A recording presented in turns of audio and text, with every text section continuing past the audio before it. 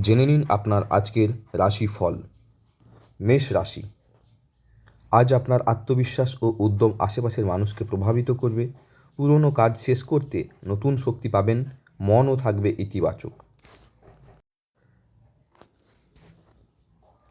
বৃষ রাশি। আজ আপনার ধৈর্য ও স্থির মনোভাব প্রশংসিত হবে।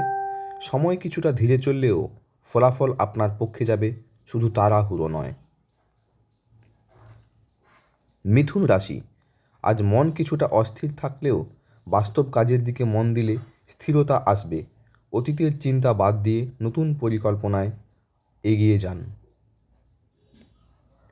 কর্কট রাশি। আজ মন কিছুটা আবেগপ্রবণ হবে, তবে যুক্তি দিয়ে কাজ করলে ফল মন্দ হবে না। নিজের মতামত পরিষ্কারভাবে পরিষ্কার করুন, সম্পর্ক ভালো থাকবে। সিংহ রাশি। আজ আপনার আত্মবিশ্বাস সবচেয়ে বড় শক্তি। নতুন কাজে সাহসী পদক্ষেপ নিন, সাফল্য ধীরে ধীরে মিলবে। নিজেকে নিয়ে দ্বিধা করবেন না। কন্যা রাশি। আজ আপনি ধীরে কিন্তু স্থির গতিতে এগোবেন। পরিস্থিতি জটিল হলেও ধৈর্য ধরে থাকলে সাফল্য অবধারিত। অহেতুক মানসিক চাপ নেবেন না। তুলা। আজ মন একটু দোলাচলে থাকবে, কিন্তু ধৈর্য ও যুক্তি একসাথে ব্যবহার করলে ফল আপনার অনুকূলে যাবে। কারোর কথায় সহজে প্রভাবিত হবেন না। বৃশ্চিক রাশি। আজ এমন কিছু ঘটতে পারে যা আপনাকে আত্মবিশ্বাসী করে তুলবে। নিজের ভেতরের শক্তিকে বিশ্বাস করুন, জটিল বিষয় সহজ হয়ে যাবে। ধনু রাশি। আজ আপনার মন সৃজনশীল থাকবে। নতুন চিন্তা বা প্রকল্পের সূচনা হতে পারে। সুযোগ পেলে দ্রুত কাজে লাগান, ফল আনন্দদায়ক হবে। মকর রাশি। আজ কাজের গতি ধীর মনে হলেও ফল ভালোই হবে। সময় মতো সিদ্ধান্ত নিলে ভবিষ্যতে সাফল্য নিশ্চিত। অযথা উদ্বেগ এড়িয়ে চলুন। কুম্ভ রাশি। আজ সৃজনশীল ধারণা বা নতুন সুযোগের সম্ভাবনা আসতে পারে। আত্মবিশ্বাস ও যুক্তি একসাথে ব্যবহার করলে ফল ভালো নিশ্চিতভাবেই হবে। মীন রাশি। আজ আবেগ কিছুটা গভীর হতে পারে।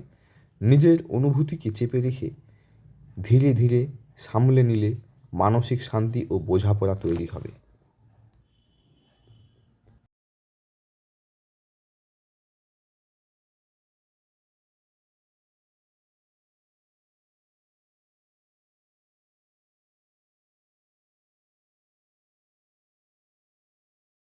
আপনার গল্প। জ্ঞান কোনো একদিনে জন্ম নেয় না, এটি জন্ম নেয় সময়ের গর্ভে। নীরব সাধনা, দীর্ঘ অধ্যয়ন আর দায়বদ্ধতার ভেতর দিয়ে। ডক্টর অভিজিৎ ঘোষালের শিক্ষাযাত্রা শুরু হয় জ্যোতিষশাস্ত্রের প্রাতিষ্ঠানিক অধ্যয়নের মধ্যে দিয়ে। জ্যোতিষ ভারতী এই সার্টিফিকেটই হয়ে ওঠে তার জ্ঞানের প্রথম দৃঢ় ভিত্তি। গ্রহ, নক্ষত্র আর সময়ের প্রভাব এখানেই পায় শাস্ত্রীয় কাঠামো ও সুস্পষ্ট দিশা। মানবদেহ ও মুখাবয়ব বিশ্লেষণের শাস্ত্রীয় শিক্ষা। মানুষকে বুঝতে হলে শুধু আকাশ নয়, তাকাতে হয় মানুষের দিকেও। হাতের রেখায় লুকিয়ে থাকে মানুষের প্রবণতা ও সম্ভাবনার নীরব পাঠ, যার মাধ্যমে বিচার করা যায় জীবনের সম্ভাব্য দিশা। সংখ্যা কথা বলে, স্থানও কথা বলে। প্রশ্ন শুধু একটাই, কে সত্যি শুনতে জানে? নিউমেরোলজি কোর্স, সংখ্যার কম্পন ও জীবনের সম্পর্ক। নিউমেরো বাস্তু কোর্স, সংখ্যা ও স্থানের সম্মিলিত প্রভাব।